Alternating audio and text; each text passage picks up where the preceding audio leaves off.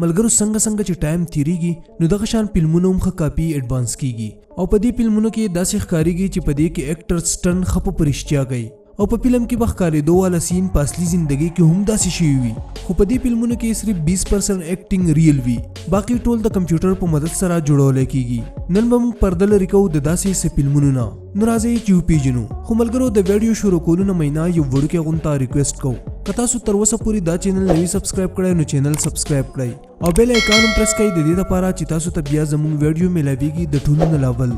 نمبر 1 گیم اف تھرون ملګرو آیا تاسو چرته د گیم اف تھرون 7 سیزن کتلی دی که تاسو جواب او وي نو تاسو ته به خامخا یاد وي چې کله د خلیسي ډریګن په پوره لیمسټر آرمي باندې حمله کړې وه او هغه یې ښه پوره تباه کړې وه داسې ویل کېږي چې د دې سین شوټینګ کول بېحد مشکل وو ولې چې د ډریګن نه علاوه هغلته ټول شیزونه اصلي وو او ټولو کلاکارو به دا منله او روان به چې په اسمان کې یو خطرناک ډریګن هم الوزي د دې سین د شوټینګ په وخت کې دوی د سکرین ډبلز په اصلي کې سوځولي وو او څه شیزونه یې په بم باندې هم الوزولي وو او د ډریګن د کمۍ پوره کولو دپاره یې په هوا کې یو ډرون هم الوزولی وو کومله چې بیا وروسته د کمپیوټر په مدد سره د ډریګن شکل ورکو او خلیسي په یو خاص ماشین باندې کېنولي وه د کم شاته چې ګرین سکرین لګېدلی و په دې ماشین باندې چې ناسته وه نو هغې به داسې شو کول چې هغه په اصلي کې په ډریګن باندې ناسته ده او هغې دا رول ښه زبردست وکړو نمبر 2 د جنگل بک ملګرو د مغلي فلم په باره کې د اورېدو سره زموږ په دماغو کې بېحده ښکلی جنګل ښکلې مرغۍ او جدا جدا قسم والا ځناور مخې ته راشي خو د دې مووي شوټینګ په یو ځنګل کې هم نه دی شوی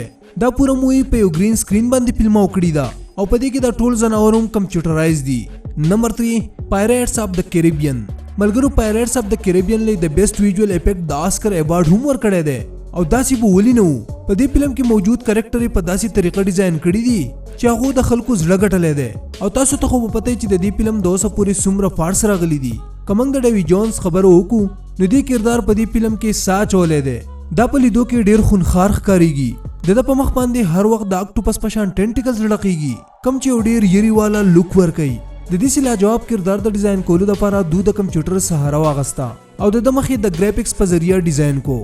نمبر 4 جوریسیک ورلډ ملګرو په تاسو کې به ډیرو خلکو د جوریسیک ورلډ مووي خامخا کتلی وي د کم ټول کرکټرز به تاسو ته ښه ریل ښکاریږي او د ډاینوسار د لیدو نه وروسته خو به تاسو دا سوچ کوئ چې بای دا خو یو دم ریل دی خو کله چې تاسو د دې فلم ریالټي وګورئ نو تاسو به په سوچ کې پریوځئ او تاسو به بیا دا سوچ کوئ چې د اوسه پورې موږ څه ریل ګڼل نو هغه د وی ایپیکس او د سپیشل ایفیکټس په مدد سره جوړ شوي دي په جوریسیک ورلډ کې د ډاینوسار کرکټر د سی جی آی په مدد سره جوړ کړی شوی دی کم چې دا په لیدو کې بالکل ریل ښکاریږي لکه څنګه چې د دې مووي په دې سین کې دا جنۍ منډه وي او د دې شاته یو ډاینوسار دی خو کله چې دا سین په غیر د سپیشل ایفیکټ او په غیر د وی ایپیکس نه تاسو وینئ نو دا جنۍ یوازې منډه وي د دې شاته ډاینوسار نه وي دا ټول د کمپیوټر کمال دی د کم د وجې نه چې دا فلم ښه ریل ښکاریږي نمبر 5 لایف اف پای ملګرو په تاسو کې به ډیرو خلکو د لایف اف پای نومې مووي خامخا کتلی وي په کم کې چې د پای پټیل نوم یو هلک خپل زیات تر ټایم په سمندر کې په یو بوټ کې د یو منظري سره تیروي دې فلم د ډیرو خلکو زړه ګټلی دی